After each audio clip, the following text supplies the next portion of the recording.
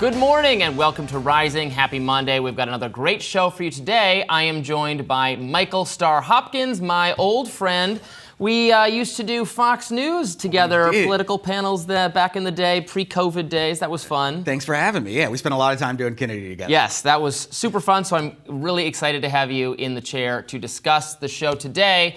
And our first story is the campaign trail very much heating up, less than 5 months out from the November election, less than 2 weeks from the presidential debate. New polling reveals that if every person in the country turned out to vote, Donald Trump, not President Biden, would in fact have the upper hand. This New York Times piece published over the weekend breaks down how Biden maintains his lead over Trump among regular primary and midterm voters, but not when it comes to the rest of the electorate. That's according to the New York Times, Siena College polls conducted over the past year. Trump leading among registered voters overall.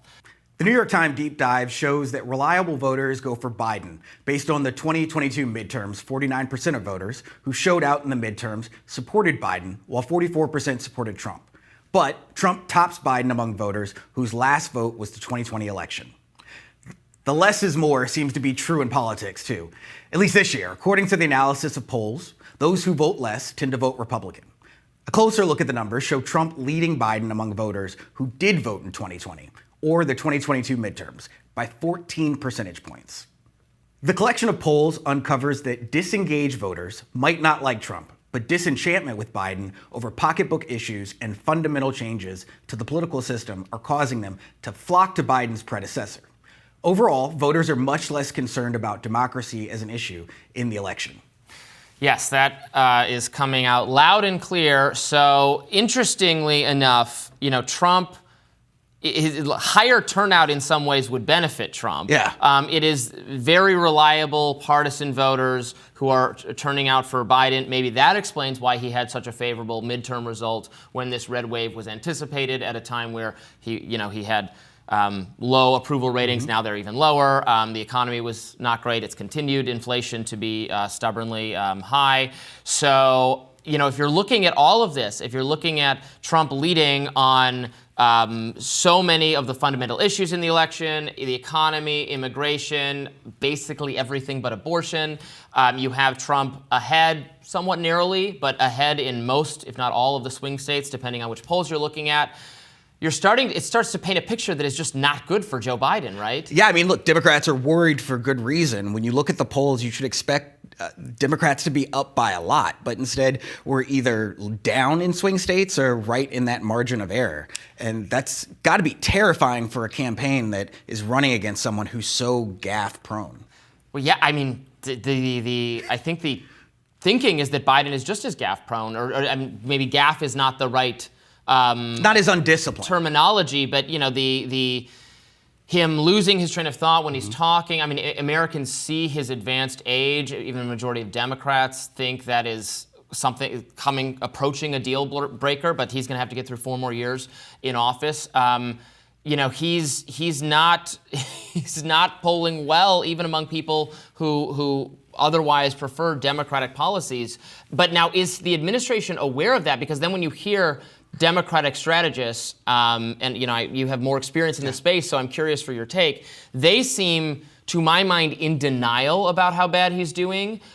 Or maybe they know something I don't, but I don't know what that thing is. Behind closed doors, when you talk to Democrats, there's a frustration because a lot of Democrats don't think the president should have run again. He had a first term where he said he was going to be the bridge. A lot of Democrats didn't really vote for him. They voted anti-Trump. And so now you're seeing Democrats' frustration in that, yes, he had a good first term. He managed to bring down unemployment. Inflation is now at zero net. Why is he still running again is the question behind the scenes. No Democrat wants to be the one who, if he loses, is, I wrote that column in the Daily Beast that said he shouldn't have run, and I got a lot of criticism. And so now I think there's a fear. But he shouldn't have run for re-election. That he shouldn't have run for re-election. And so now I think you're seeing that fear among Democrats where it's, what do we do? There is no other option. And we're in a situation where, once again, I think we're going to have to hold our nose and vote again. And that's terrifying. There was also a middle option between him running for re-election and it just being a total coronation, and him not running, they could have done an actual primary process. They could have had debates between him and other people who I forget the name of the gentleman who was running against him. Phillips, Dean Phillips. Dean Phillips, that's right. Right, very forgettable. Unfortunately, yes, but they could have done debates with Dean. I mean, RFK Jr. was in the Democratic primary process at one point. But we all knew RFK wasn't really a. Well, I mean, he's a spoil. Like, RFK is a spoil. He doesn't really believe that he can win. He's taking a lot of donor money from Republican donors. There's a reason why. Well, then he's spoiling Trump's chances, not. I think he's just being a spoil in general. I think just like we saw third party run, the Jill Stein runs, just like we saw Mr. Seatbelt back in Nader. Yeah, Nader, there we go. Back in the day. None of these guys intend to win. They want to make a statement. I think they want to put more pressure on more Democrat than Republican for certain policy initiatives. This isn't a policy. What's so wrong with that? Because this isn't a policy election. We all know this is a turnout election. Oh, Whether or not they say that every time. Yeah, but this is, I think, it's always the most important election of our lifetimes. It's always, if you don't vote for the lesser of two evils, the fate of the country is on you. Do people believe that? They say that every time. I think uniquely, every single but look time at we're fed Project 2025. Trump is a unique candidate. I know we say it all the time. We say Bush is the most dangerous person. Romney is the most dangerous. Project 2025. He just wants to fire all the federal bureaucrats. That's what's so alarming about Donald Trump. But oh my God! Stop selling me. Now I want to vote for him. But if you look at 2025, that's not the thing. It's rounding up millions of undocumented immigrants and putting them into tents in the middle of the country and figuring out a way they're doing that. Biden wants to do that even harder. He just announced a. In what world do you see? I mean, he wants to close the border, which is something I think Democrats have been weak on. It's something that Americans are afraid of.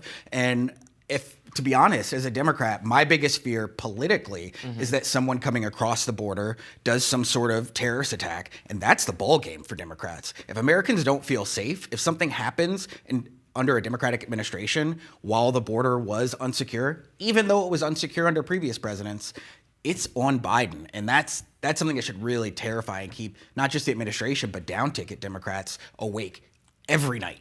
Yeah, I agree with that. The politics of immigration have swung so far in Republicans' favor, and that issue shows up in terms of the polling.